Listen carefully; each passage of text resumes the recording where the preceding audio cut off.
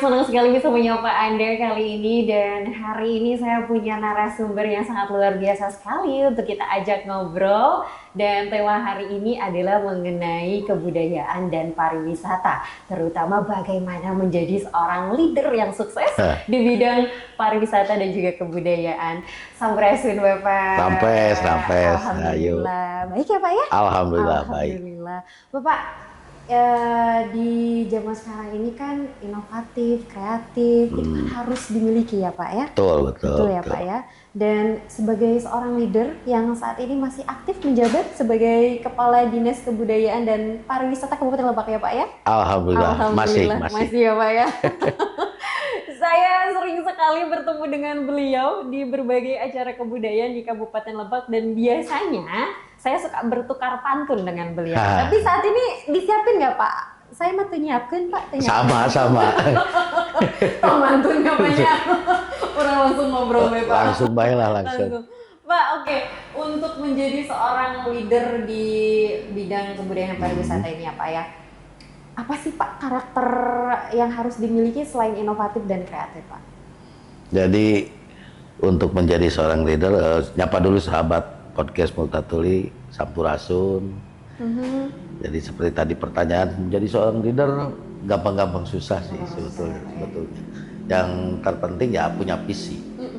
Visi terkait, apalagi terkait budaya dan pariwisata ya harus betul-betul visi jauh ke depan. Betul. Karena kita tahu Kabupaten Lebak punya masyarakat entitas yang sudah menjadi warisan tidak hanya milik Kabupaten Lebak, Banten, nasional bahkan internasional.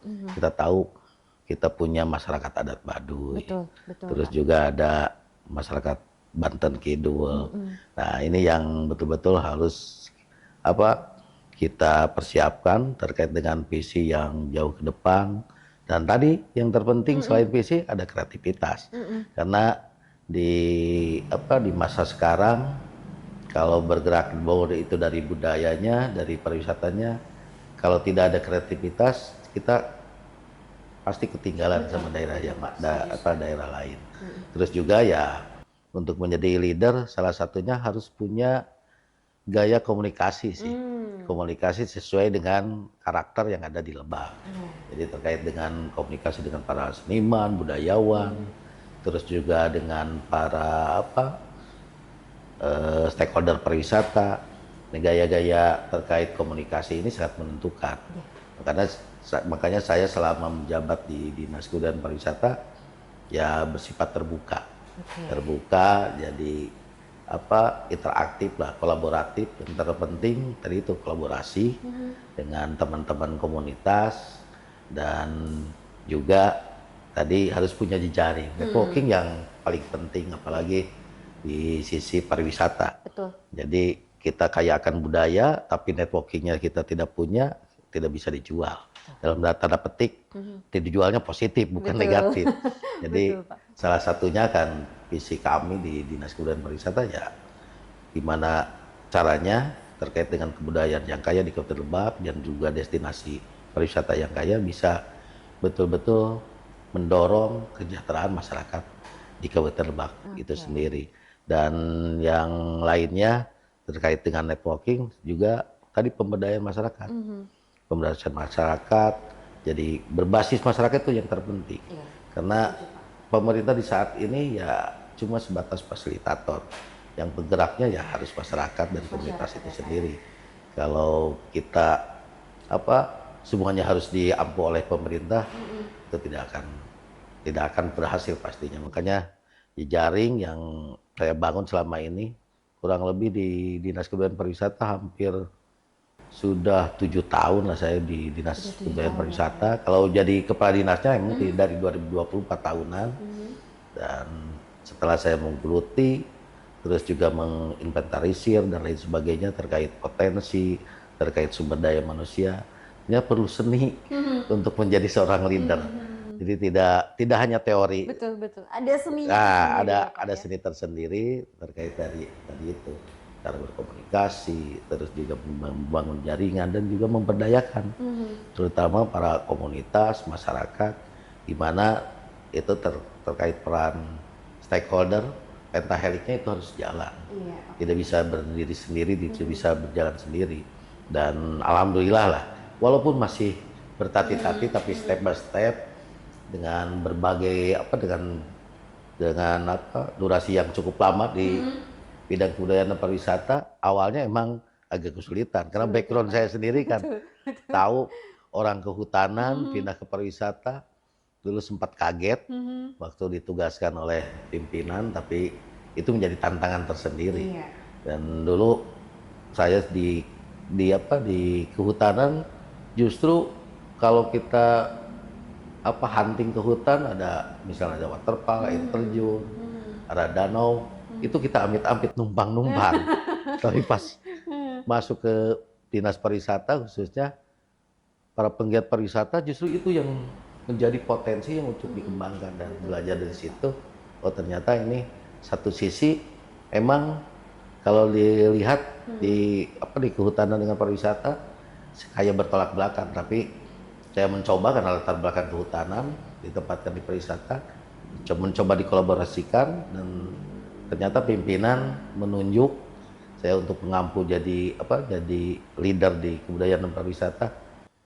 Dan lambat laun bisa dikolaborasikan karena kita tahu Kabupaten Lebak sendiri hampir wilayahnya habis pengelolaannya terbagi di kawasan hutan, ada taman nasional, ada parung perhutani, perkebunan, swasta, terus negara, dan itu tidak bisa serta-merta dimanfaatkan. Dan naungannya sekarang arah kebijakan pemerintah pusat itu bisa dimanfaatkan melalui jasa lingkungan. Makanya untuk sisi pariwisata tadi itu sendiri bisa dikolaborasikan di sektor kehutanan. Jadi kebukanya pas kesini pimpinan menempatkan saya orang kehutanan di pariwisata. Ternyata itu untuk nyambung lah ya Pak ya. Membangun jejaring dengan Iya, para pemangku kawasan hutan itu sih. Iya, oke. Bapak tadi sedikit menyinggung tentang visi dan misi ya Pak ya. Kalau boleh saya tanya, bagaimana cara Bapak untuk membangun visi dan misi yang kuat di bidang pariwisata dan kebudayaan ini Pak? Jadi tadi itu visi kita kan jauh ke depan dan misi ya itu pelaksanaan program-program yang untuk mencapai sasaran. Ya, jadi kita yang pertama kami di Dinas Kebudayaan Pariwisata menggali bahwa ini potensi budaya kita harus kenali dulu. Budaya yang ada di Kabupaten Lebak tadi itu ada Baduy, ada Banten Kidul, belum lagi banyak lah komunitas-komunitas yang mengembangkan tadi itu dari sisi wisatanya, wisata religi dan lain sebagainya. Ini kolaborasi yang sangat apik dan juga menarik, unik. Makanya tagline kita kan kemarin 5 tahun kemarin brandingnya Lebak Unik, dan sekarang jadi Lebak Ruhai. Ya, Pak, ya? Itu kan sebetulnya tujuannya sama, yaitu memanfaatkan potensi yang kita miliki, dan yang terutama tadi itu kita untuk penguatan visi, selain tadi kita menyusun program, rencana aksi dan lain sebagainya, juga mempersiapkan SDM. Dan awal tahun di 2 tahun pertama, 3 tahun lah, kita di Dinas Pariwisata sebelum gabung dengan kebudayaan, tidak ada satu orang pun yang latar belakangnya pariwisata. Dan, satu orang pun tidak ada? Iya, sampai 2021 gabung dengan kebudayaan, jadi Dinas Kebudayaan dan Pariwisata masih belum. Masih belum. Dan sekarang alhamdulillah kita udah punya kalau nggak salah 8 orang yang latar belakang sarjana pariwisata.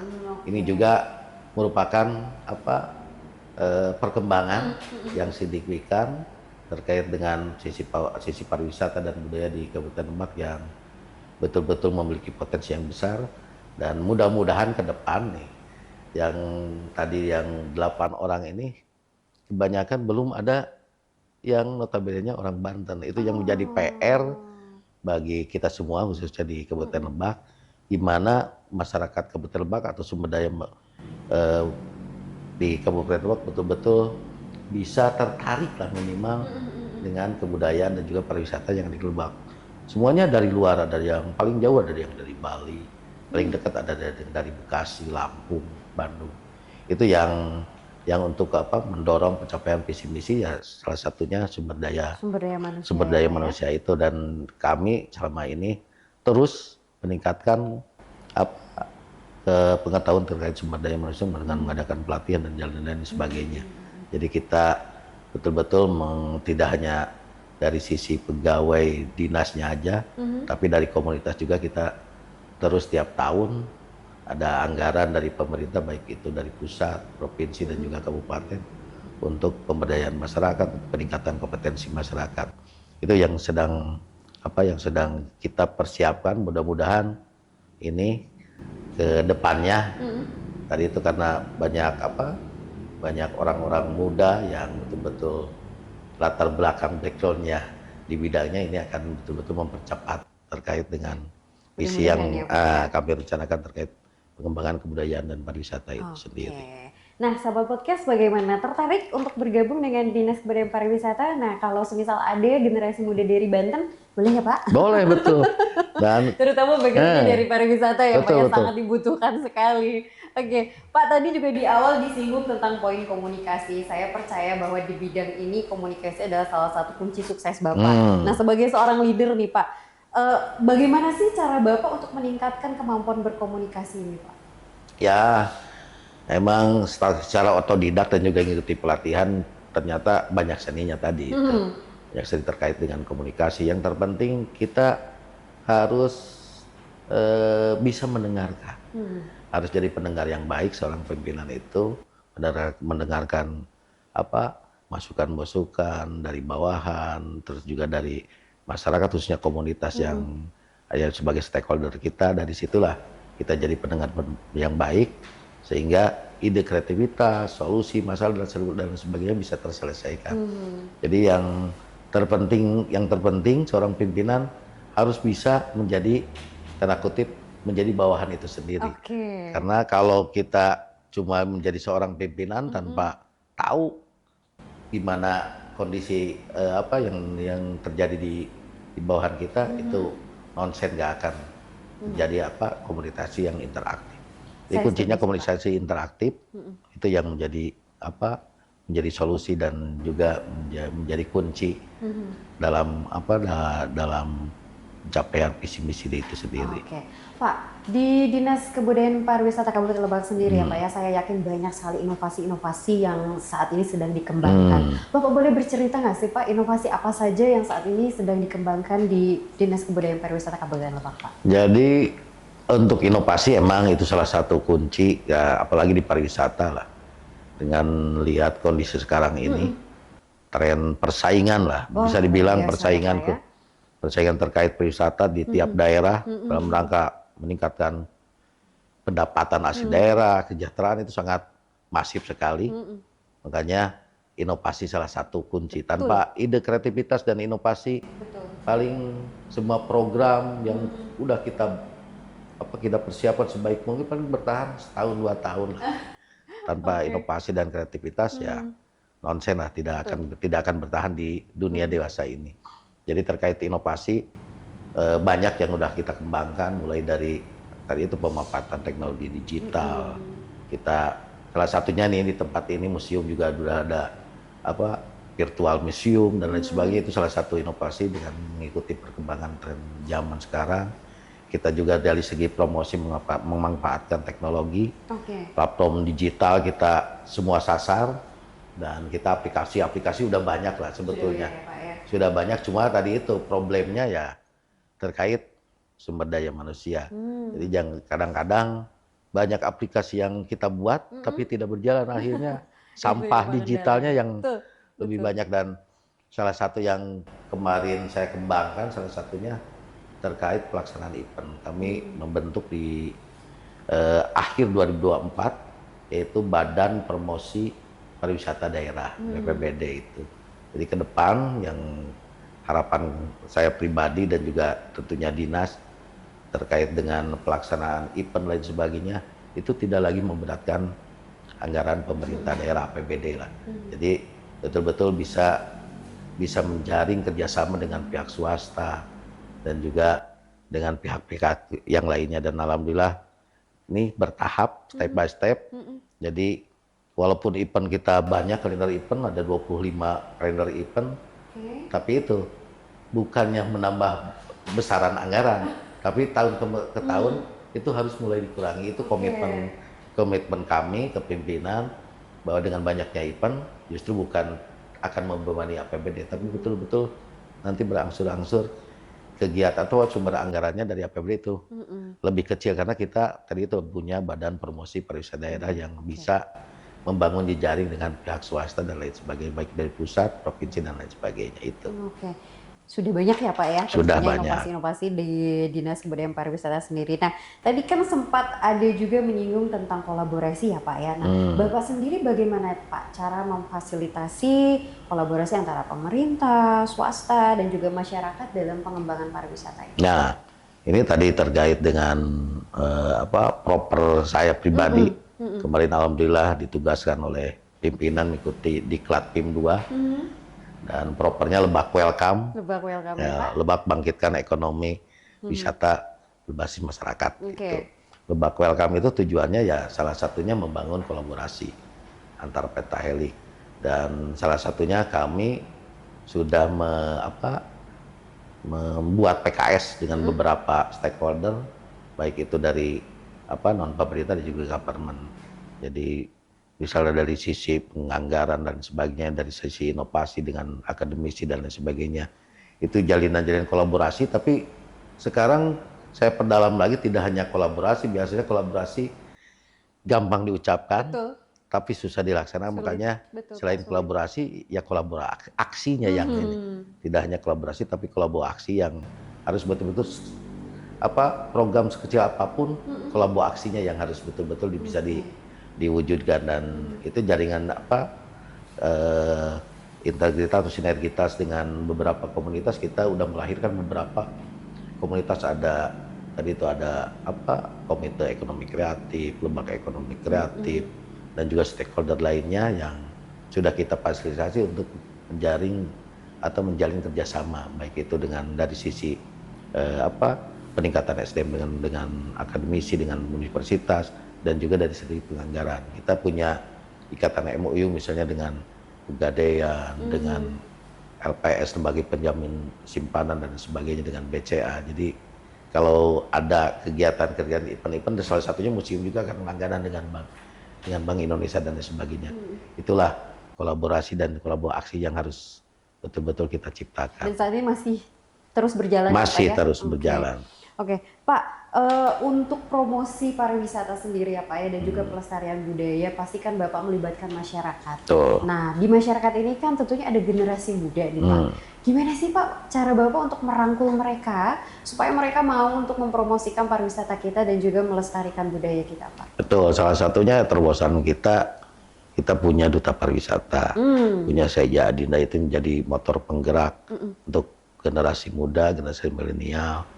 Dan juga kami terus mengedukasi dengan para pemangku adat, terkhususnya di Banten Kidul yang kita tahu lah, dalam bicara pelestarian kan enak diucapkan, tapi faktanya di lapangan generasi muda sekarang konsentrasinya ke gadget dan lain sebagainya. Makanya kita melalui duta pariwisata, stakeholder pariwisata yang lainnya, itu lebih banyak mengadakan aktivitas-aktivitas yang menyasar mereka. Ya, salah satunya misalnya kita dorong untuk pengembangan terkait tadi itu dengan aplikasi digital, terus kita dorong juga kegiatan-kegiatan yang melibatkan anak muda komunitas adat. Makanya kami dengan komunitas ya konsentrasinya justru itu untuk pelestarian hal tersebut. Dan kita tahu kadang-kadang di tempat kita lah sekarang lagi pusat perhatian masyarakat, alun-alun Rangkas Bitung. Betul, Pak. Sekarang tiap sore pagi banyak orang berlari, apalagi di Sabtu Minggu Car Free Day atau di Minggu Car Free Day. Tapi yang kita lihat itu tampilan-tampilan justru kesenian dan budaya dari luar. Iya, betul. Makanya kami khususnya dengan IPSI, dengan TTK, cobalah kayak kesenian tradisional tampil di Car Free Day. Jadi kalau kita mau bawa anak-anak kan, orang tuanya, "Pak, Mah, Dede kalau udah besar pengen ikutan itu," tapi yang dilihatnya taekwondo, karate, yang latihan di alun-alun. Makanya kita dorong para pelaku seni budaya untuk tampil, sehingga generasi-generasi muda, misalnya yang masih usia 5 tahun ke bawah, itu mereka tahu, oh itu apa namanya, silat lah, debus lah. Itu yang sedang kita kolaborasikan khususnya dengan dinas pendidikan. Jadi jangan hanya muatan lokal di sekolah, tapi budaya lokal itu harus tampil. Makanya kami dengan komunitas, ya salah satunya pemerintah daerah harus menyiapkan ruang-ruang terbuka untuk komunitas untuk bisa tampil di muka umum, sehingga masyarakat dan generasi muda khususnya mereka tahu, oh ini kebudayaan kita. Dan nanti paling terobosannya kita inovasi misalnya terkait kesenian lokal bisa dikolaborasikan dengan kesenian modern saat ini, dan itu udah dilaksanakan oleh para komunitas seni budaya yang ada di Lebak. Kita tahu dulu di museum ini juga ada, kalau nggak salah ada kolaborasi antara angklung dengan biola dan sebagainya. Itu yang sedang kita biar generasi muda tidak menganggap budaya itu kuno, tapi betul-betul bisa kekinian dan bisa mengikuti perkembangan zaman itu sih. Oke. Pak, kalau saya tanya, Bapak kekinian nggak sih, Pak? Kalau lihat penampilan mungkin udah agak generasi kolonial, tapi kalau keinginan ya siap, sama dengan teman-teman yang masih muda sekarang. Karena kan di bidang kebudayaan pariwisata ini harus beradaptasi dengan perkembangan zaman ya Pak ya. Nah, kalau saya bertanya nih, cara Bapak sendiri dalam mengikuti perkembangan tren digital seperti apa Pak? Ya, itu salah satunya yang menjadi kunci juga di era digitalisasi ini. Kita tidak bisa menampilkan. Kalau kita tidak bisa memanfaatkan teknologi digital, ya pasti ketinggalan. Makanya dari itu salah satu media promosi kami, bisa nanti dicek lah terkait di IG Lebak Unik dan sebagainya. Itu yang menjadi motor penggerak. Apalagi lah kondisi kita Kabupaten Lebak, kalau untuk ngundang influencer yang followernya udah itu berbiaya mahal. Makanya kita memanfaatkan teknologi digital dan kita memanfaatkan influencer lokal ya, seperti misal pimpinan daerah, Pak Bupati, Pak Wakil, apalagi sekarang Ibu Bupati kan sangat luar biasa, itu bisa menjadi influencer kita. Dan juga teman-teman, khususnya teman-teman komunitas juga banyak jaring dan lain sebagainya. Itu salah satu pemanfaatan media digital untuk promosi, dan juga tadi itu untuk mengedukasi teman-teman muda-mudi yang ada di Kabupaten Lebak. Oke ya Pak.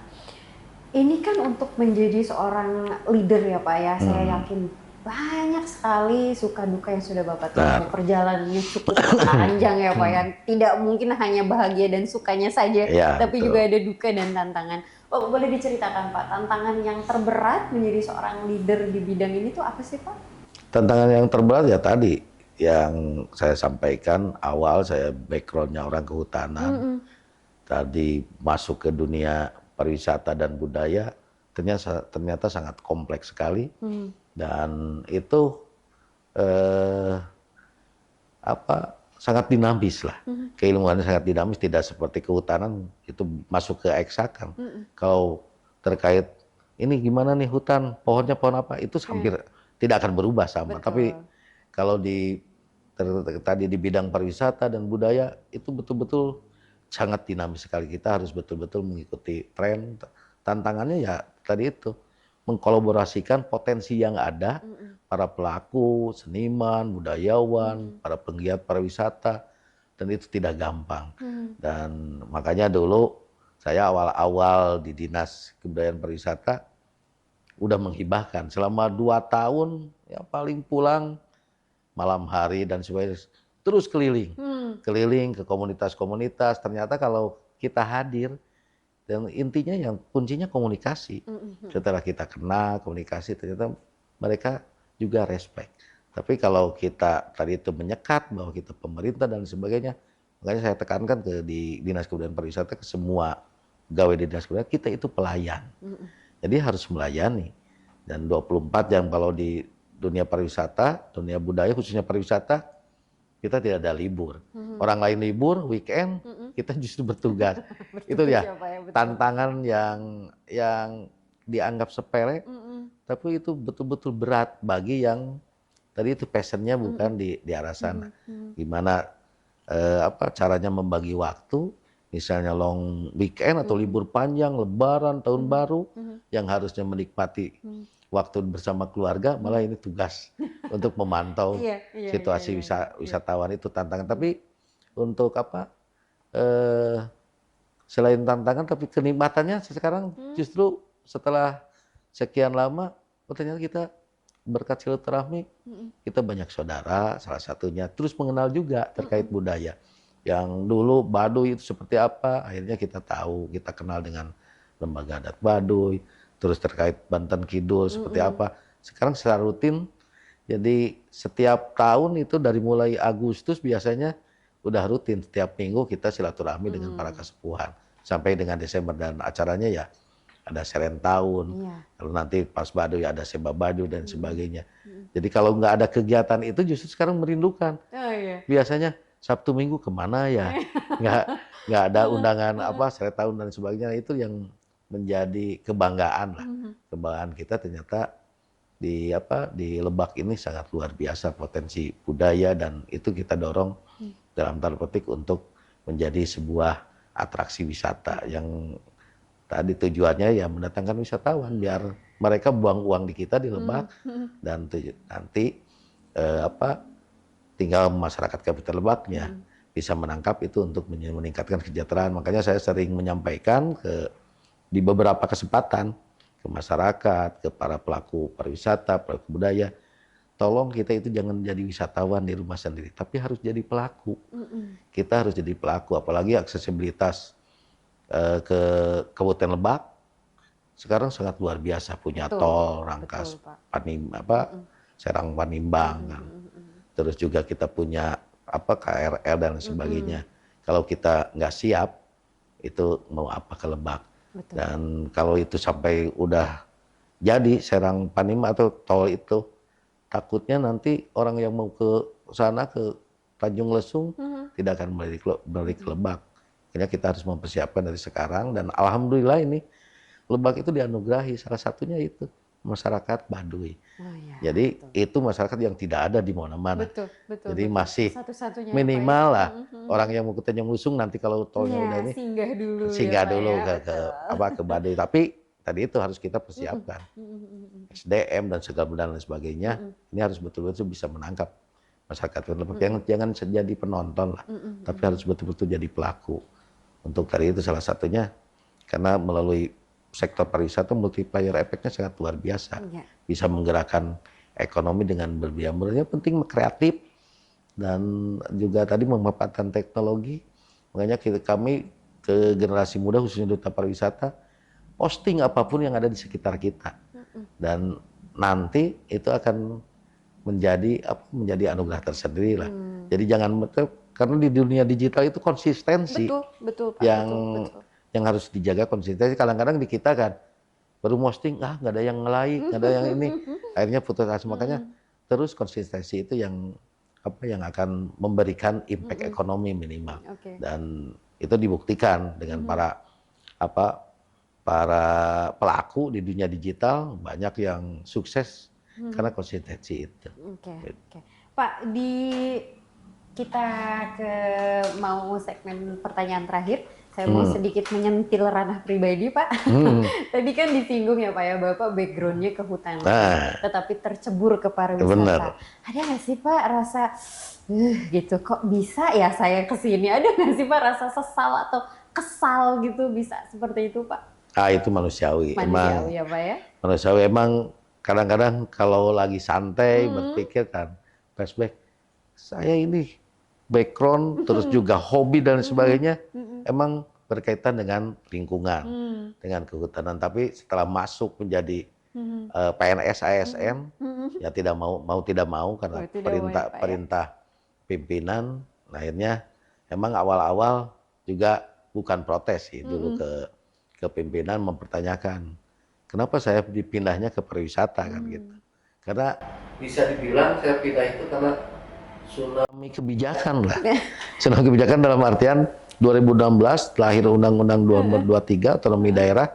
Jadi kewenangan kehutanan, kelautan, pertambangan diambil sama pusat dan akhirnya digeser ke Dinas Pariwisata dan sempat bertanya kan di dalam hati dan berpikirlah kenapa ya kehutanan ke pariwisata. Ternyata tujuan dari pimpinan tadi itu karena Lebak kumpul di luas wilayah yang sangat luar biasa dan itu habis pengelolanya oleh tadi itu oleh kawasan hutan, ada perhutani, terus juga Taman Nasional. Dan seiring dengan kebijakan pemerintah pusat waktu itu zaman Presiden Jokowi, sektor pariwisata penyumbang devisa yang paling kedua kalau nggak salah dari bawah Minerba. Jadi di sana lahirlah kebijakan bahwa bisa diakses oleh masyarakat melalui tadi itu pemanfaatan jasa lingkungan. Jadi kalau untuk di Perum Taman Nasional bagi teman-teman nanti yang wilayahnya bersinggungan dengan perhutani, dengan Taman Nasional, ada potensi untuk pemanfaatan jasa lingkungan itu bisa sangat memungkinkan dan aturannya payung hukumnya regulasinya ada. Tinggal nanti koordinasi dengan kami terkait memfasilitasi kerjasama MOU dengan Perhutani dengan Taman Nasional itu bisa dimanfaatkan. Jadi saya harapkan dari itu teman-teman generasi muda khususnya para kepala desa yang wilayahnya bersinggungan dengan kawasan hutan itu bisa dimanfaatkan. Dan yang lebih jelas tadi itu karena kita ini posisinya tadi itu punya kultur budaya yang sangat kuat, itu menjadi branding kami sebetulnya. Dan itu atraksinya bonusnya lah. Cuma yang jadi permasalahan di kita itu terkait konektivitas. Konektivitas antar destinasi, kalau kita orang Lebak, orang Banten masih dekat, 1 kilo itu masih dekat. Tapi kalau wisatawan dari luar, 1 kilo dengan tidak ada fasilitas apapun itu berat. Makanya para kepala desa dan para muda-mudi yang ada di Kabupaten Lebak, generasi muda, ciptakan atraksi-atraksi itu. Di atraksi itu tidak hanya pemberian yang maha kuasa, misalnya ada laut, tadi curug, itu bisa diciptakan atraksi, bisa bikin rest area dan sebagainya. Khususnya yang kita sedang bangun nih, sebagai informasi, kita lagi membangun konektivitas city tour, khususnya Museum Multatuli dengan Sabah Budaya Baduy. Nah itu kan hampir berapa jam lah, 3 jam atau lebih ke sana tanpa ada rest area dan sebagainya. Makanya kami dengan pemerintah Lebak sekarang lagi fokus terkait pengembangan agrowisata Cikapek. Itu salah satu solusi konektivitas antara museum dengan Baduy itu sendiri. Dan mudah-mudahan ke depan terkait permasalahan konektivitas bisa di-hire oleh para desa-desa yang terlewati antar destinasi itu bisa membuat rest area, musola tematik, atau misalnya rumah makan, restoran, itu yang akan mengangkat potensi destinasi pariwisata di kita bisa sejajar misalnya dengan daerah tetangga Jawa Barat lah. Kenapa ke Jawa Barat orang tahu macet tapi berbondong-bondong karena konektivitas antar destinasinya sangat rapat sekali. Kalau ke kita nggak ada macet, nggak ada ini, tapi konektivitasnya jadi wisatawan mau ke Baduy dari Rangkas Bitung udah 2 kali 2 kali bangun, 2 kali mimpi, belum nyampe aja. Nah itu yang menjadi problem, masalah yang sedang kami hadapi. Sekarang menjadi PR, khususnya dinas kami, Dinas Kebudayaan Pariwisata, konektivitas dari Baduy, Sawarna, terus Gunung Luhur, museum ini biar nanti spot-spot atraksinya itu bisa menjadi penyambung. Salah satunya ada lereng Sibolang, segala macam. Itu menjadi penyambung konektivitas antar destinasi. Dan di sana kalau itu sudah terkoneksi terkait dengan dengan konektivitas antar destinasi dan bisa menjadi paket wisata dan otomatis itu akan membangkitkan para pelaku seni budaya yang ada di Lebak. Jadi jangan sampai misalnya destinasi Gunung Luhur tapi pelaku seninya ngambil di Rangkas Bitung. Saya pinginnya ya kembangkan di sana para pelaku seni yang di sana. Jadi itu bisa betul-betul membangkitkan, tujuannya melestarikan budaya itu sendiri. Iya, betul. Gitu. Pak, pernah nggak sih Pak ada rasa pesimis Pak? Pernah? Pesimis pernah itu pas COVID lah. 2019 itu. Nah, ketika ada rasa pesimis itu bagaimana cara Bapak mengevaluasinya Pak? 2019 visi pariwisata itu baru ditetapkan, periode Bupati Wasa itu Lebak sebagai destinasi unggulan nasional berbasis potensi lokal. Kita lagi semangat-semangatnya. 2020 ada bencana juga kita, banjir bandang disambung dengan COVID, itu langsung down. Dan terkait dari jumlah kunjungan wisatawan, aktivitas terhenti semua. Padahal kita lagi semangat-semangatnya. Visi baru menetapkan visi, dan ya cara pemulihannya kita mengikuti tadi itu, karena kita pemerintah tetap mengikuti aturan-aturan yang di atas. Dan alhamdulillah lah di situ ada ada pemulihan terkait dengan pasca Covid dan sebagainya. Akhirnya berangsur-angsur kita pulih, yang terutama kita kan ini dekat dengan Jakarta. Makanya kalau kita tidak bisa memanfaatkan potensi yang ada, kita dekat dengan Jakarta, ya kita akan ketinggalan. Kita ini kalau ngutip istilah para pemangku pendiri Provinsi Banten, kita itu halamannya Jakarta. Cuma tadi itu bukan halaman depan sayang, tapi halaman belakang. Makanya gimana caranya Banten itu menjadi halaman depan. Dan kita tahu ekspatriat yang hadir ke Provinsi Banten sangat luar biasa. 1% aja melirik Banten. Jadi kadang-kadang Banten itu tempat tumpang kencing doang bagi para wisatawan. Datang ke Bandara Soekarno-Hatta, Tangerang, Banten, kencing di sana, tujuannya ke Bali, ke Lombok, dan cobalah kita makanya lagi berusaha koordinasi juga dengan pemerintah provinsi, minimal 1% melirik Banten. Dan kita itu harus kita siapkan sedemikian rupa, khususnya Lebak. Lebak ya gitu. Pak ya, oke. Nah, sahabat podcast, menarik ya perbincangan saya dengan Bapak Imam Risma Hayadi ini dan seputar bidang pariwisata dan juga kebudayaan. Pak, di segmen terakhir boleh Bapak bisa memberikan pesan kepada para generasi muda dan juga para sahabat podcast untuk bisa mencintai kebudayaan dan pariwisata di Kabupaten Lebak ini seperti apa Pak? Silahkan. Oke. Sahabat muda podcast Museum Multatuli dan juga semua masyarakat. Jadi Lebak ini sangat luar biasa. Kita udah ditetapkan oleh pemerintah pusat, khususnya Kementerian Pariwisata, kekuatan kita di culture, di adat budaya. Jadi tadi itu cintai, kembangkan adat budaya sendiri, jangan sampai punah, lestarikan, karena itu menjadi kekuatan bagi masyarakat Kabupaten Lebak. Kita punya Baduy, punya Banten Kidul, dan untuk itu kedepannya mari kita perkuat terkait kebudayaan, dan tujuannya untuk tadi itu untuk meningkatkan jumlah kunjungan ke Kabupaten Lebak, khususnya sisi sektor pariwisata. Jadi jangan pesimis. Sekarang itu di zaman sekarang tidak ada kaya miskin, besar kecil, tapi siapa yang bisa mengadopsi perubahan itulah yang akan jadi pemenang. Jadi terus update terkait dengan perkembangan, kita jangan alergi dengan teknologi, karena itu yang akan menjadi kunci sukses untuk kita bisa berkembang dan maju ke depan. Oke, Pak, terima kasih ya Pak. Terima kasih sama-sama. Sudah mau berbincang dengan saya, Siap. akhirnya bisa 4 mata ya Pak. Siap. Sebagai sahabat podcast, demikian perbincangan saya dengan Kepala Dinas Kebudayaan dan Pariwisata Kabupaten Lebak, dan mudah-mudahan ada banyak inspirasi yang bisa diambil dari perbincangan saya ini ya. Nanti kita berjumpa lagi dengan narasumber-narasumber inspiratif lainnya, jadi jangan sampai dilewatkan satu episode pun podcast Multatuli ini. Saya ucapkan terima kasih untuk Kementerian Kebudayaan dan juga Dinas Kebudayaan dan Pariwisata Kabupaten Lebak dan DAK Museum Multatuli tahun 2025. Sampai jumpa, sampurasun. Sampai, siap, makasih.